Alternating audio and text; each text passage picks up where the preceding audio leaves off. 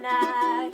Me and you gonna have a little chat about books. Hi guys, so I am here today to do a joint book review of two books that I read fairly recently. The first of those is The Shadow of the Wind, which is by Carlos Ruiz Zafón, and the second one is The Wyrm, which is by Miles Cameron. So, let's get started. First up, I'm going to be talking about The Shadow of the Wind, and this book I was really excited to get into, and I was actually doing a buddy read of this with a couple of different people who I will link down below and go and check them out. I was really excited to get into this because I'd heard so many good things about the writing style of this and the fact that it was all about books, and it is about books, and the writing is nice.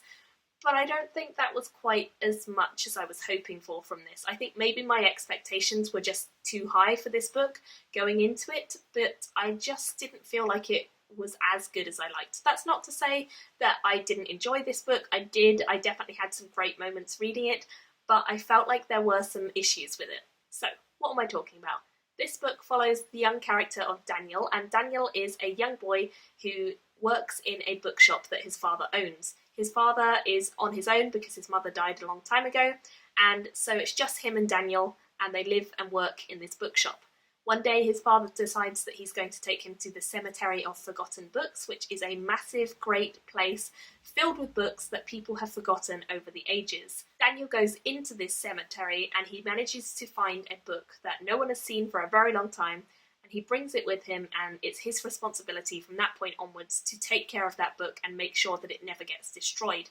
So he decides that he's going to investigate, find out as much as he can about it, and try and find the author or find all of the author's other works. Along the way, he meets all sorts of people who are not all of them very nice, some of them are, and he gets into all sorts of mischief and trouble. And I really, really enjoyed the concept of this book. I loved the fact when we were talking about the Cemetery of Forgotten Books, it was so flawlessly done, and the imagination and the visuals that I got whilst reading that section of the book were fabulous. I felt as though it started out as a book, about the love of books, about people who like being around books, about the passion, the excitement, the drama.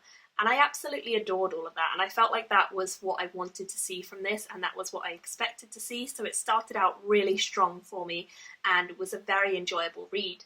I then felt like this was slightly lost as we went further into the story. I didn't feel as connected to the characters, and I felt like we were going from a book all about books and about the magic and the excitement to an investigative sort of crime thriller type story, and I didn't really get on as well with that section. Although it was still interesting, there was no point that it got really dull or anything.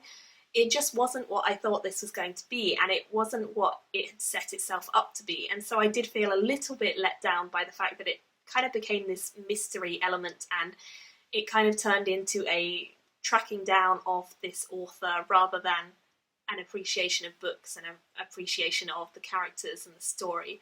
So it wasn't a bad book. It was very well translated, in my opinion. I felt like the translation did do it justice, and the words and the way that the sentences were phrased were really nice in parts and really beautiful in parts, but I did also feel as though it just wasn't quite living up to the hype or the excitement that I'd heard about this book, and I just felt a tiny bit like it wasn't quite giving me that drama. So I did enjoy this. I did feel like the characters were fun. I did feel like the world was fun, but I didn't feel convinced by the whole thing as it went into the sort of investigation crime genre. I didn't feel as convinced by that, and I felt like there were some moments that were quite predictable in that storyline, and I felt like there were some moments where I didn't feel as interested.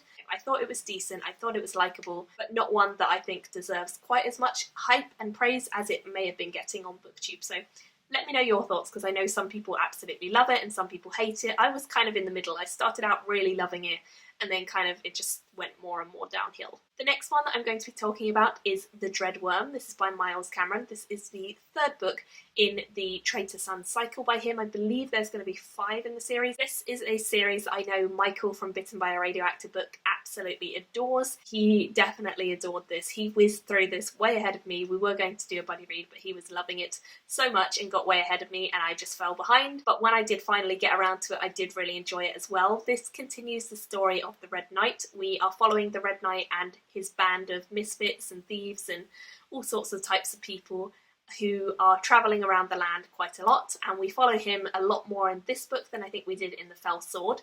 I did enjoy The Fell Sword, which is the second one in this series. I still really liked it and gave it, I think, 4 stars, but I definitely felt like this one was better. I still gave this one 4 stars as well, but I felt like this was a better 4 stars, like 4 stars on the higher end, this book, 4 stars on the lower end, The Fell Sword.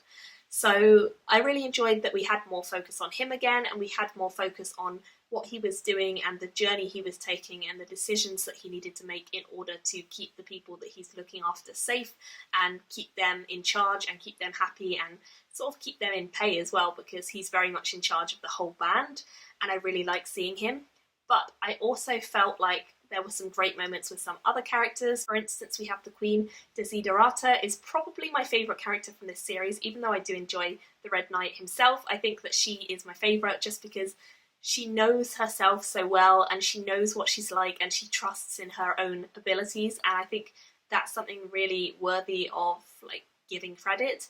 And I just like her as a female character in fantasy. I think she does both sides of like being a very strong character and being weak at times.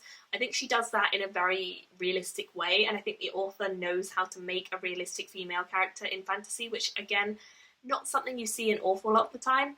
There are more male characters, I believe, than females in this, but I still think that the female characters are done well enough that it doesn't matter to me because they are convincing. They're not just super ultra badass feminine fatales, kind of convincing normal people, and some of them are queens and some of them are soldiers and some of them are other things, but I really enjoy the 3 main female characters of Desiderata, and then also Amicia, who is a nun, and Source, who is part of the band, and they're all really interesting, so definitely enjoyed that. I also really like the Wild. I think we didn't see as much of the Wild in the second book as I would like, and the Wild is basically this really crazy, overgrown, filled with magical monsters area of the land, and it's kind of been encroaching on the land, or the men's land, for quite a long time, and they've constantly had battles with the Wild and the things that live there, and I really enjoy the creativity that Miles Cameron brings to these creatures from the Wild. So I love seeing that,